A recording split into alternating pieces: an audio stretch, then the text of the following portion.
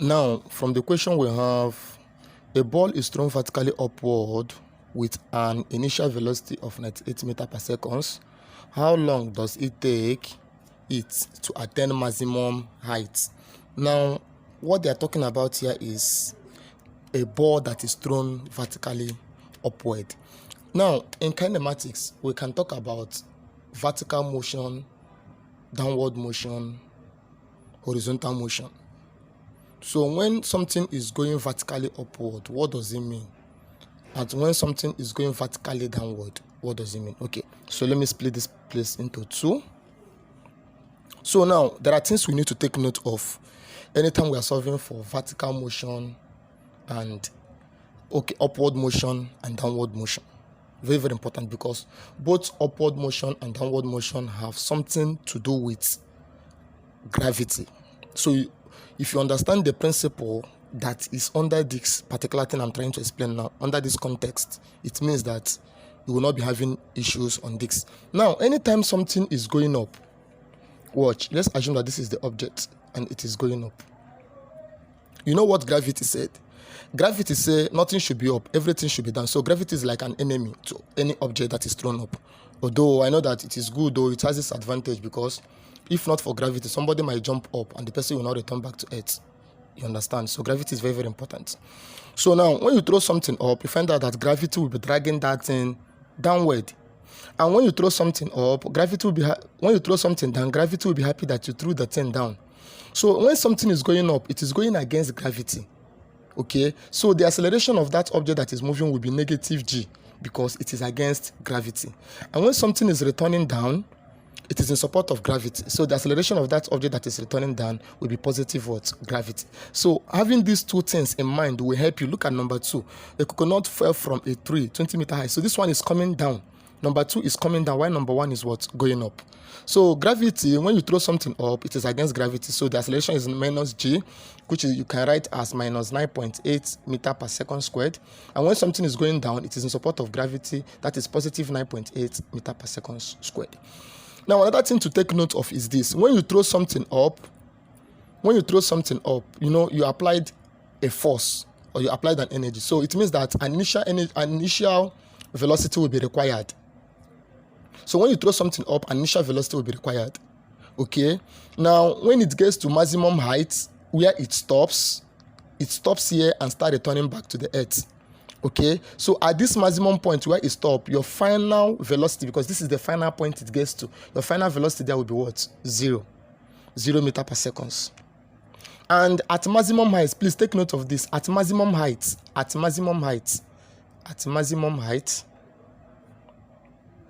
it means that the energy at which this thing is moving has been exhausted. So at maximum height, kinetic energy is minimum. Kinetic energy is minimum at maximum height, while potential energy is maximum at maximum height. Now, when you throw something down, remember, when we throw something up, it requires an initial velocity, but the final velocity will always be what? 0. Okay? Now, this is a height of 4. Now, when we throw something down, you find out that when something is falling freely, no energy was given. If I hold something on my hand and allow it to fall, I do not apply any force. But if I want to throw something up, I will apply a force. So this one, that no force or energy was given, so your u here will be what? 0. So when you're throwing something down, your initial velocity will be 0. Then you need your what? Final velocity index. So as you can see, this is opposite of this. When something is going up, you need your u, where your v will be 0. When something is coming down, your u will be 0, where you need your v. So now, let us apply it to what we want to do. So just have this at the back of your mind. Then the next thing is to have the formulas of Newton laws of motion in mind. The first one is V is equal to U plus AT. The second one is X is equal to UT plus 1 over 2 AT squared. And the last is V squared is equal to U squared plus 2AX. So now, what are the implications of this? Now, let us solve this problem. A ball is thrown vertically upward with an initial velocity. So they gave us initial velocity, because it was thrown up. Now, in a case whereby the initial velocity was not given and you're asked to solve anything, if you want to make your work very much easier and straightforward, first of all, find your initial velocity. Once you're able to find the initial velocity, you have solved the problem. So now let's go to the deal. So here, They say that a ball is thrown vertically upward with an initial velocity of 98 meters per second. So they say that our initial velocity is 98 meters per second. And we know that anytime something is thrown up, the final velocity is always 0. So we all know that our v is already 0 meters per second. Now, they said, how long does it take to attain maximum height? How long? That is the time it will use to get to this point. That's what we're looking for. As we can see, we know our u, we know our v, and we are looking for what? T. Remember that our a is already known because it is going up and it is against gravity, which is minus what? 9.8. So our a is minus 9.8 meters per second squared. So which of the formula? So we are looking for t. Which of the formula has the initial velocity, the final velocity, acceleration, and t? Remember what I said. Whenever something is going up, you need your u. Is a must. Try and get it. Although I know that in some cases it's not a must. But if you want to make your work straightforward, like you don't want to be having confusion of this, that, always try and get your initial velocity anytime something is going up. And anytime something is coming down, always do where to get your what? V. Where your u will always be what? 0. That will make your work very easy for you. So now, our u is 98 meters per second, so they have given it to us, so there is no need for us to find it. But had it been that they did not give it to us, we find it. And our a is minus 9.8 because this is going up against gravity. Our v is already 0. We're looking for t. So if you check these formulas, which of them do you think has this, and this? If you check very well, it is the first equation. So v, which is this, u, which is this, a, which is this, t, which is this, and I'm looking for t. So we say v is equal to u plus at. What is our v? 0. What is our u? 98. Plus, what is our a? Minus 9.8. Then we have t. So here we have that 0 is equal to 98 minus 9.8 t. So I can bring this over to this side and I get minus 98 is equal to minus 9.8 t. So what is our t? Our t will be 98 divided by what? So remember, minus can cancel minus, okay? That is 98 over 9.8. So when you divide 98 by 9.8, you are going to have 10. So this is 10 seconds. So that's the answer, as simple as that. Okay, look at this one now. A coconut fell from a tree 20 meters high. Find the time the coconut was in the air. Now, as you can see, this one is coming down. Okay, and we know that since it is coming down here, our u is already what? 0. We need our final velocity. Like this one now is opposite of this. This one is coming down. So our u is 0, and the distance it fell is what? 20 meters. Now remember what I told you earlier. Anytime you are solving something that is going down or coming up, you need your either u or v. Now in this one, this is a case of something coming down. So I need v first before I will start talking about what they asked me to find. So what do? I know that here my u is already 0 meters per second. My v is unknown. I need it because it is something that is coming down. Remember, when something was going up, we requested our u, but they have already they gave it to us already. That's why we didn't find it. But in this one, as something is coming down, we need our v. It is a must that you get it. Okay, so we need to get it. But had it been that they gave us our v now, our work would have been easy, but they did not give us, so we need to find it. So now, they gave us our height, which is x, which is 20 meters.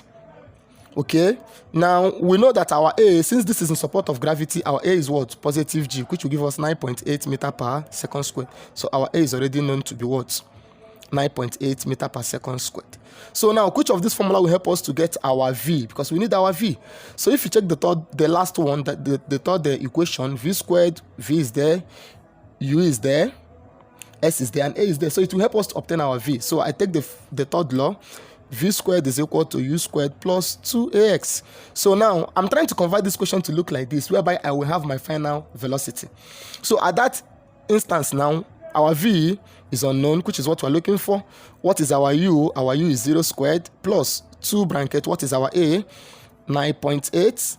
Then what is our x? Our s is what? 20 meters. So our v squared will now be equal to 2 times 9.8. 2 times 9.8 times 20, which will give us 392. So our v will now be equal to square root of 392, which will give us 14.2 meters per second. Remember what I said? I said that the first thing you do is to arrange this to make sure that you have your v, because this is coming downward. Okay, this is coming downward, so we need our V. So to get our V, we use the parameters they gave to us, or the informations, the height, and we know that once this is falling from up to down, our U is 0, we need our V in support of gravity, so A is positive 9.8. So that's what we got. So now we know our V, we are happy, because anything that is coming down, we need our V. So I'm happy. Now I can now find my what? T, which is what they're asking of, the time it used to get to the floor. So which equation of this now has something to do with V, has something to do with U, and has something to do with A, and has something to do with T. So I'm now trying to like find my time, because I now know my what? V. So anytime I know my final velocity, I can easily get my T. Likewise, this, when we solve this, we know our initial velocity, because it's something that is going up. We're able to get our T immediately. So the formula that will help us to get our T is the first one. V is equal to U plus AT.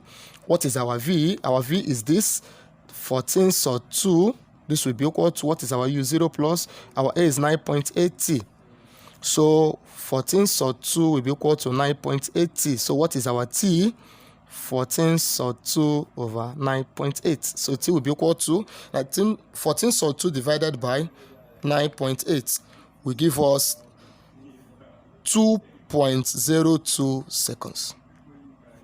So one thing to have in mind is anytime something is falling from up to down, try and get your final velocity, and anytime something is coming from down to up, make sure you know your initial velocity.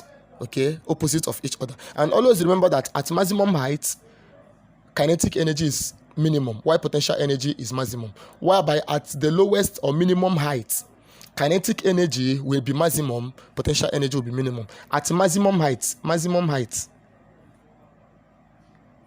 kinetic is minimum, potential is maximum. Now at minimum height, kinetic will be maximum and potential will be minimum. So take note of all these things.